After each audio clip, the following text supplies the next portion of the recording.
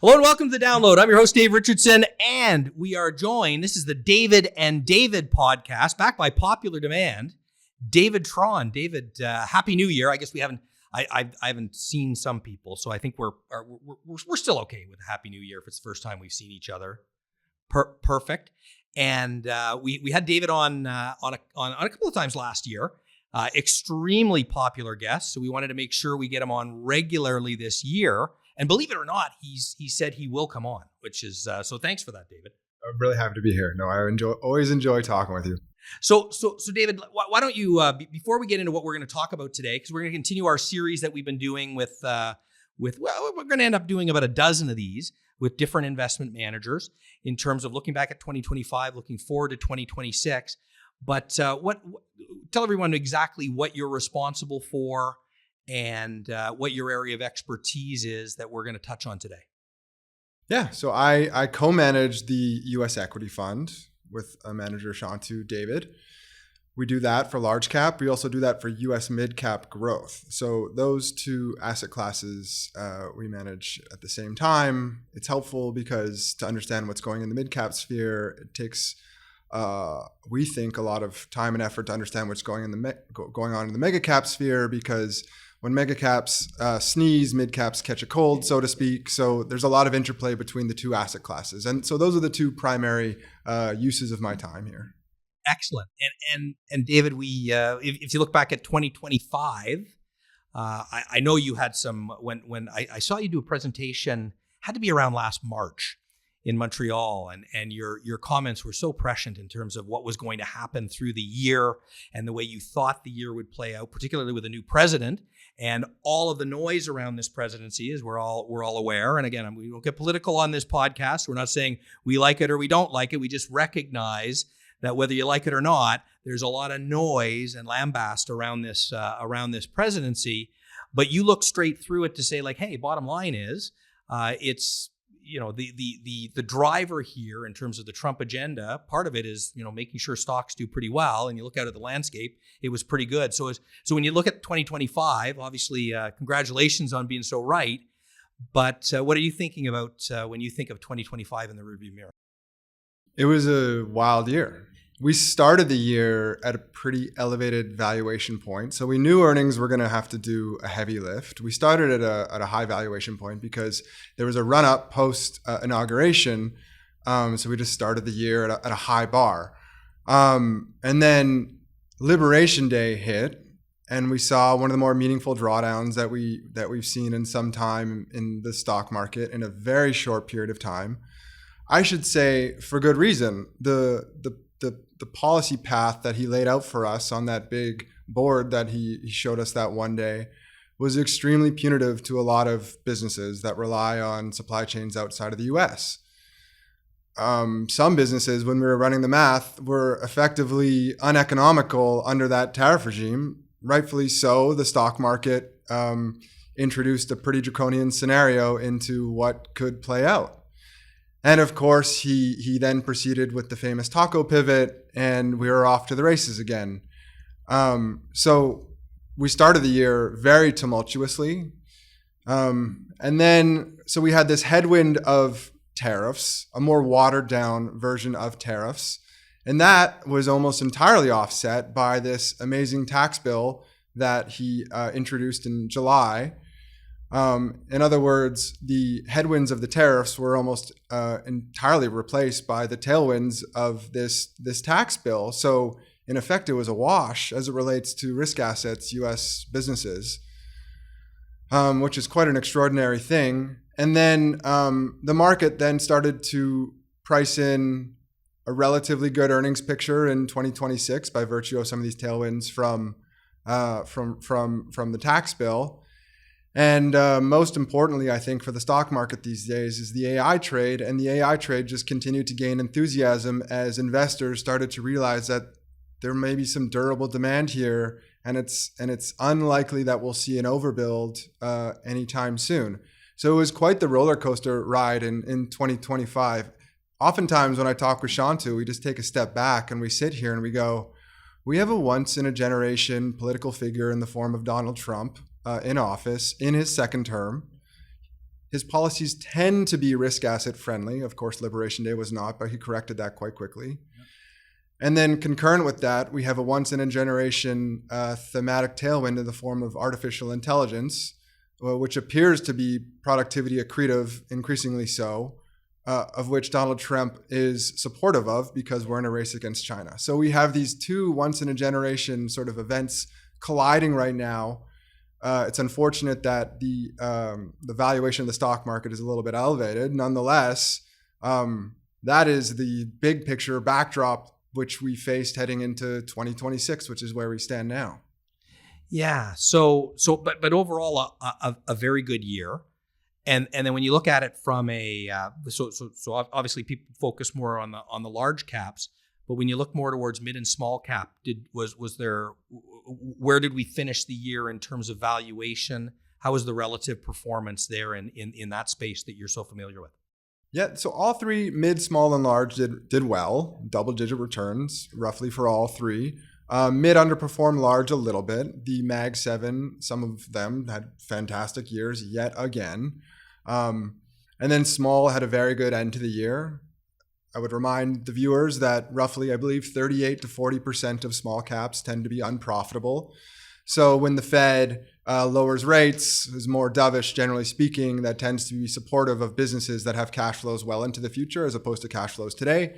So small caps had a good finish to the year. So we're entering the year at elevated multiples in large cap, less elevated multiples in mid and small. And we particularly are fond of mid caps right now because we do think they kind of sit in the sweet spot of valuation and earnings growth by virtue of where they sit on their growth life cycle. So we're pretty partial to the U.S. mid caps right now. David, maybe we should step back because we before we look forward at the year, and I was going to guess that you were going to like mid caps for this year, just based on the way things are setting up. But why don't you explain to the listeners sort of the difference between small, mid, and large cap, and kind of what is the sweet spot economically, or within the market, interest rate wise, for each of those areas of the stock market. Yeah, so I'll start with mid cap. Mid cap market cap range in the U.S., I should say, different from Canada, but in the U.S. it's 5 billion market cap on the low end, 50-ish billion on the high end. Anything above that is large cap, and anything below that we consider small cap.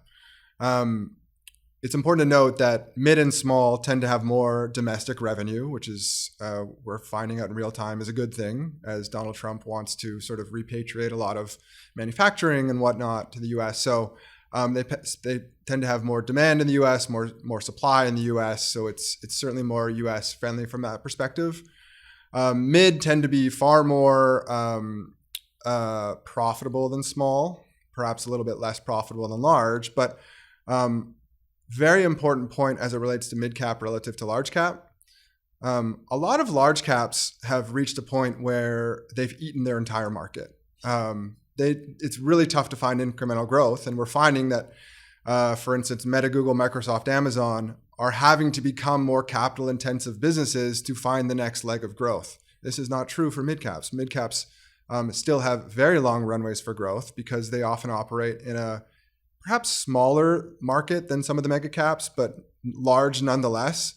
Importantly, they still have a significant growth runway within that market. Perhaps it's more fragmented.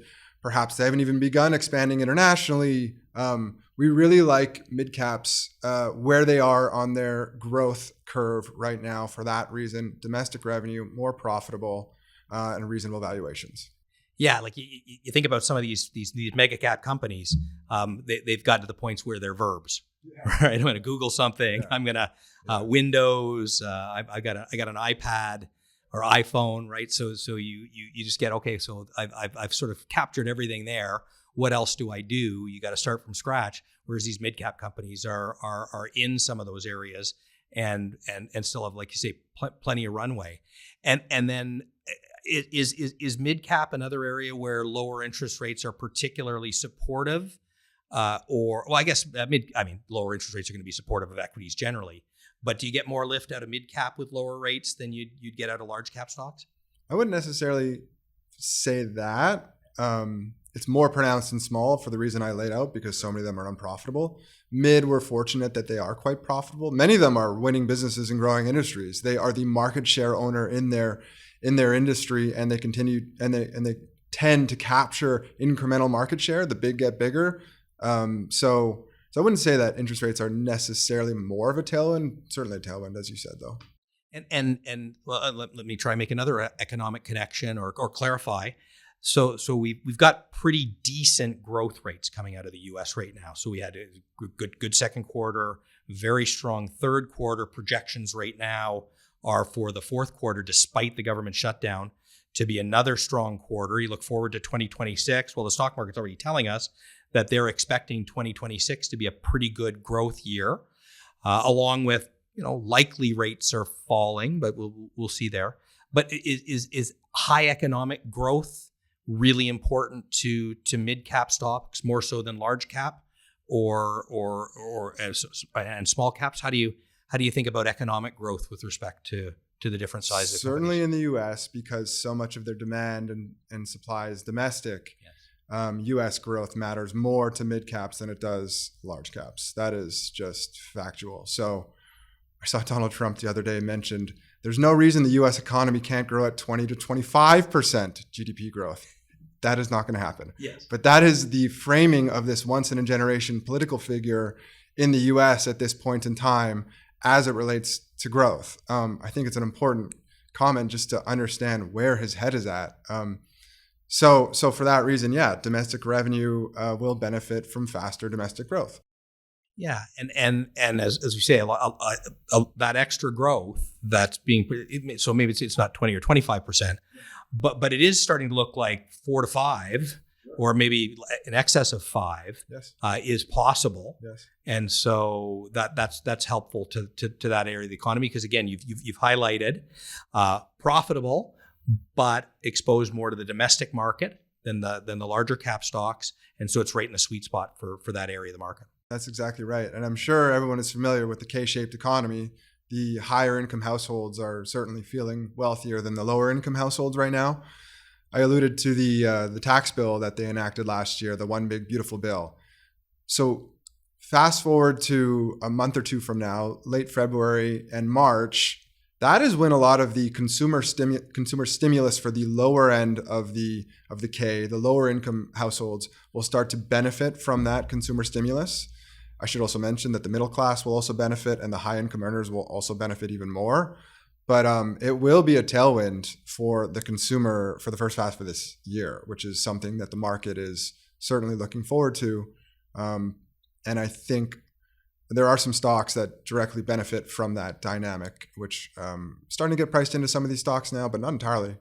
Yeah. So any particular names or sectors that you think really benefit from what you're going to see happen there? Certainly consumer discretionary, apparel, e-commerce. Payment stocks have been had a very rough go relatively recently for a whole bunch of different reasons, but there are certain businesses that certainly will directly benefit from that. Block would be one. The ticker's XYZ. Used to be called Square. Yes. You can see a Square terminal at your various retailers and whatnot. They also have something called Cash App, which tends to provide services for the lower end of the K. So these are businesses that are relatively inexpensive on GAAP earnings that are about to see a tailwind, that have self-help levers from a margin perspective. So incremental revenue will disproportionately flow through to earnings. So there are certain dynamics at play here in certain businesses that we haven't necessarily invested in the past, but we're certainly invested now. So with that, would you see, so you've got a specific mid-cap portfolio, but when you start to look out at a broadly diversified U.S. portfolio, you're going to see that shift you'd expect towards more mid-cap through this year? I think so. I think the world is waking up to the fact that these mega-cap stocks in the U.S., of which there are 7, 8, 9, maybe 10 of them, that comprise roughly 40% of the S&P 500 from a weight perspective, call it 30 and change from an earnings perspective, are transitioning to more capital-intensive businesses. And I think the market is also waking up to the fact that, as I mentioned, they have eaten most of their market, so they're probably going to grow at what that market grows at.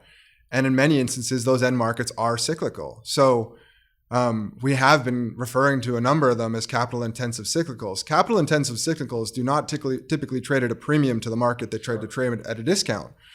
We think the market is waking up to this fact now, and they're going to start looking for more opportunities. And we think mid-cap is what those businesses were 10 to 15 years ago. There are long runways for growth with good margins and good incremental margins, and not capital-intensive. So we've been framing mid-caps as exactly what I said, what those mega caps were 10 to 15 years ago. And do they tend to be, because of the growth potential, are they able to get talent the way big companies do? Are they able to attract the people they need for that next level of growth? They are, and it depends on the job. But it is important to note a lot of these mid-cap businesses are the dominant business in their profit pool. They don't necessarily compete with the mega caps because they're completely different markets. But when you are the dominant market share owner, you tend to be able to attract the most amount of talent in that particular end market. So yeah, we've never seen it as a problem. I should also add, we haven't even talked about AI yet, but we do believe AI is going to infiltrate every single business. And the management teams who are most front-footed on that will be able to benefit disproportionately within their own profit pool. It tends to be the market share owners that are growing market share in that market who tend to deploy it first, be most front-footed. We talk with a lot of management teams about this, and it's always the ones that are largely the market share owner who steal market share on a consistent basis. Yeah, don't worry, we're going to get to AI because we want to make sure we do. And again, your last appearance was particularly interesting. And by the way, if you want to listen to David's previous appearances, all of the set series we're doing right now, look back at 2025, look forward to 2026. You can subscribe to the podcast anywhere you get your podcast. As you can see as well, if you're watching us live on YouTube, we're also on YouTube, and you can subscribe to us there. Always love a review. We're starting to get some more reviews coming through as I've been asking for them, and they're all good too, David. It's not just my mom now who's giving the your mom was in there. Anyways, David's last appearance we're going to follow up on in just a second. But before we do that, so again, what you were talking about when we were listening to you earlier this year, and what you expected to be some tailwinds kicking in through the remainder of the year, and that is looking forward through 2026, where again you're expecting that higher growth. Looks like it's going to be there, along with somewhat lower interest rates. Inflation seems okay, but now to move even higher, especially at these multiples, you got to look forward to 2027. And so 2026, what do you think 2026 looks like in terms of the way it plays out? Will there be enough at the end of the rainbow in 2027 to give us another good market year? Because you just don't generally see markets do as well as they've done for as long as they've done over the last 3 years. So we believe that the average stock is going to do quite well in 2026, particularly from an earnings perspective. And the average stock tends to trade at a discount to the aggregate benchmark, the S&P 500, because you have those 10 or so stocks that are so large that trade at a premium. So back to the average stock, this economy, we do believe, will accelerate earnings, and we're starting to see that. And we think that the average stock is going to do pretty well. There are some sectors that had a tougher year last year from a policy perspective. Healthcare was the obvious sort of culprit for that. But we do believe that the policy backdrop for, say, healthcare has shifted from existential to manageable. And the multiples of those businesses tended to trade at relatively depressed levels, and they're starting to recover. And healthcare is a fairly notable segment of the benchmark, and we've been adding to healthcare over the past quarter or so.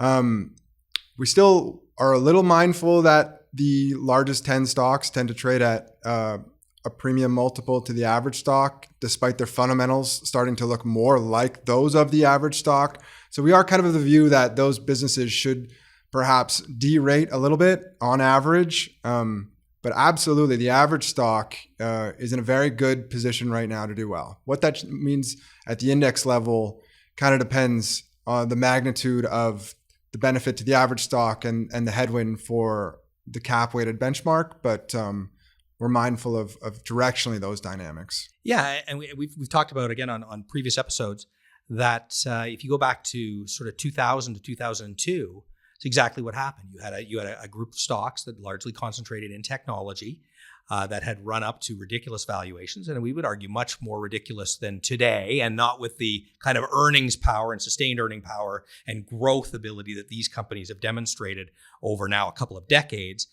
So it's a slightly different position, but those stocks got crushed. The broader market actually did fairly well through that period. We had 9/11 mixed in. There were a lot of other mitigating factors, but generally did pretty well.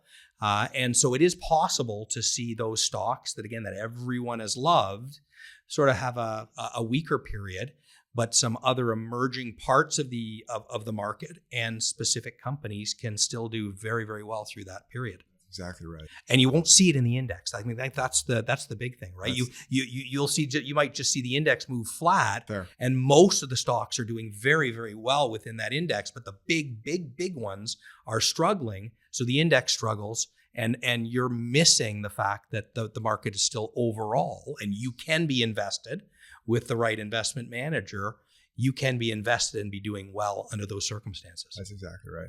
So David, let's. I know you want to talk about it. The last time you were on, you just been out in Silicon Valley, and you were talking about AI with some leaders in the industry, and you'd come away with an impression in terms of where the battle within AI, not at the global level, but at the company level, was sitting at the time. So why don't you go back and refresh what you'd experienced and heard at that point in time, and then fast forward to today and where we might go in 2026 with the companies that are leading on that front. Yeah, so that was a very valuable experience for me to speak with those, oftentimes as CEOs or CFOs of these businesses, to get into their heads as to how this is all shaking out. And what I learned walking away from that was two high-level things. First of which, demand was real and not slowing as it relates to AI spend and the customers of the customers spending on AI.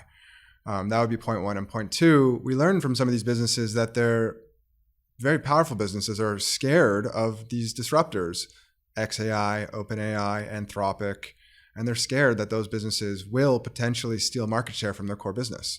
By virtue of that, they need to spend on these AI data centers just to fend off these disruptors.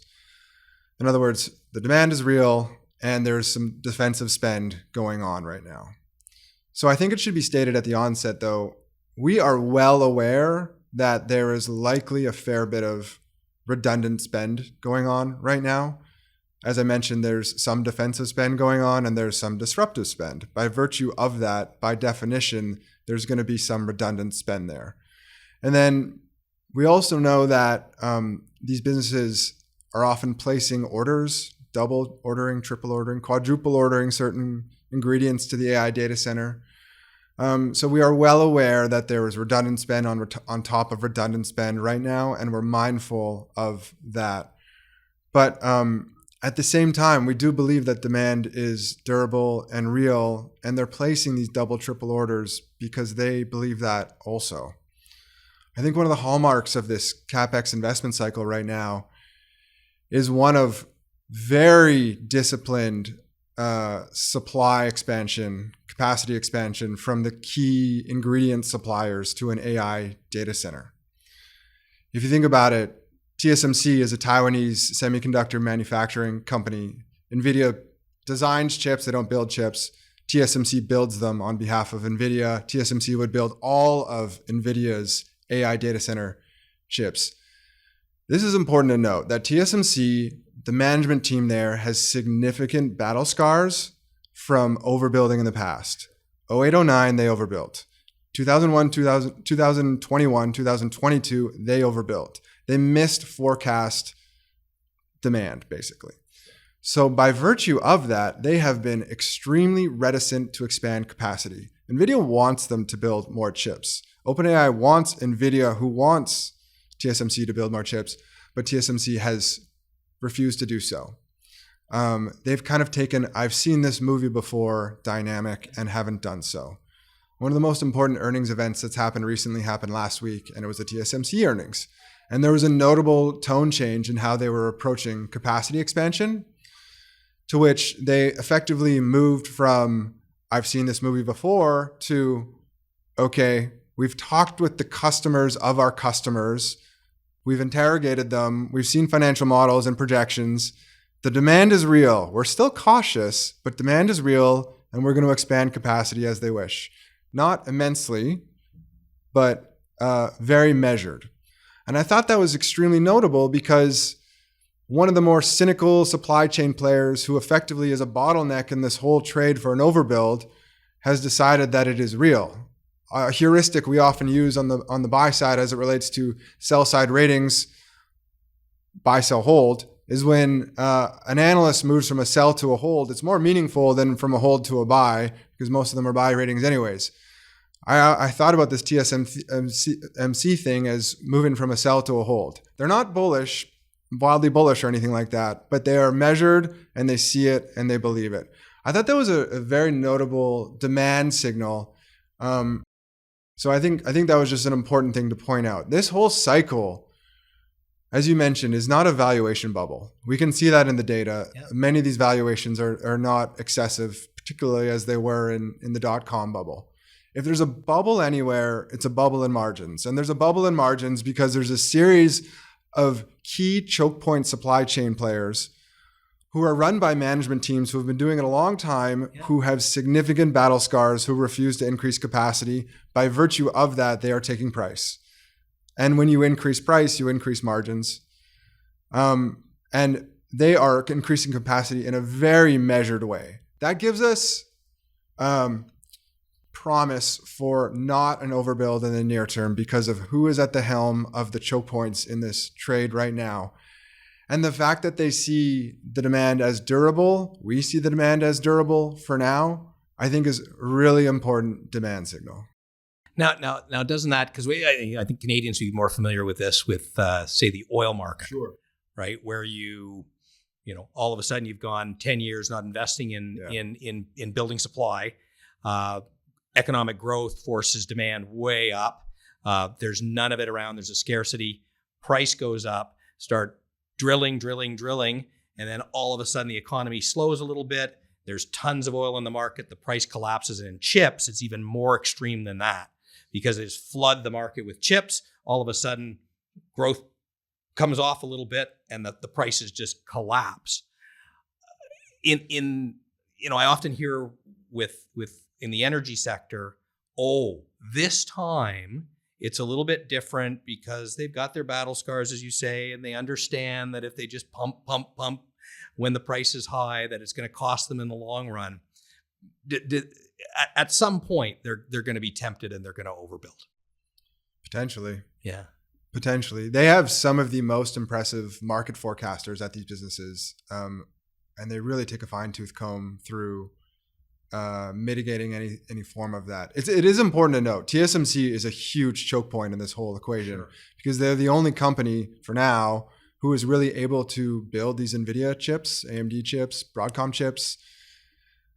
So they are at the wheel of an overbuild right now.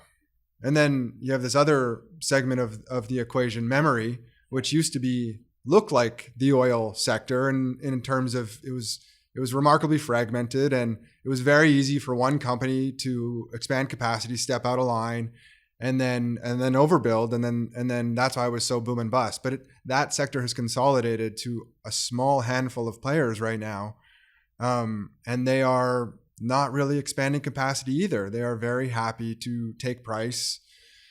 And if you see the price of these memory chips right now, NAND and DRAM, it is up on a flagpole. Yeah. And another important dynamic here is the buyers of all of this equipment are relatively price insensitive. Coming back to my original point about some of this being defensive spend.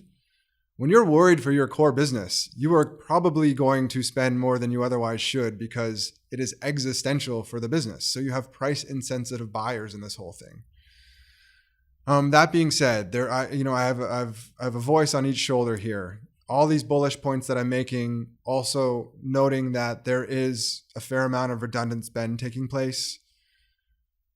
But I think I reconcile relatively bullishly right now because a lot of this artificial intelligence hasn't yet permeated the enterprise yet, the knowledge worker organizations. And I'm extremely bullish on this prospect of agents infiltrating the workforce, being utilized much more so than they have been in the past. The example I've been using recently is a hospital procurement department needs to acquire all sorts of equipment. They acquire MRI machines, but they also acquire garbage cans and garbage bags and gloves and hand sanitizer. And it's often the same department that buys all of those things. There is no reason, I do believe, whereby an agent, an autonomous algorithm who performs a relatively routine task, should not be purchasing certain SKUs for the hospital, whether it be garbage cans and gloves, up to a certain dollar threshold. They would have access to hospital inventory, but it would also have access to supplier SKUs and pricing. And it would do this automatically. And that would free up time for that human to then spend even more time negotiating, perhaps, to buy the MRI machine at a better price for the hospital.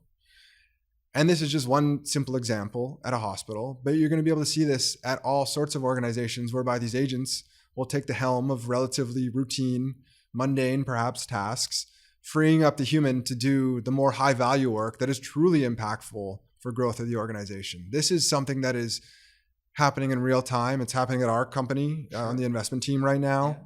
2027, I do believe, is when we're going to see the step change of this agentic rollout in knowledge worker organizations, but they're being built this year. So yeah, so there you go. So the market is going to look forward to that and see this coming, as they in 2027. Yep. Which again gives you that opportunity in 2026, and probably by then you'll be sitting here doing this podcast with Agentic Dave, because they'll have me replaced and with a bot. But I did think you make a really important point, coming off of my sort of somewhat of a challenge on how that sector looks a little bit like the energy sector or other places where you have boom and bust. But the whole idea of the amalgamation, and that it's small, and there's these small choke points, one or two companies, versus the energy industry, again, where you gave the example where there's other firms that can step out of line and kind of blow it up for everyone else. It makes it less likely that you see that happen. And then again, with continued better forecasting, better leadership, better trained leadership, with experience as well, that you're seeing this play out in a way that creates great opportunities from an investment perspective. Precisely. Oh, there we go. I do think, though, the center of gravity of this AI trade is shifting from the infrastructure players, NVIDIA, Broadcom, Micron, those types of market, those businesses, and more towards monetization.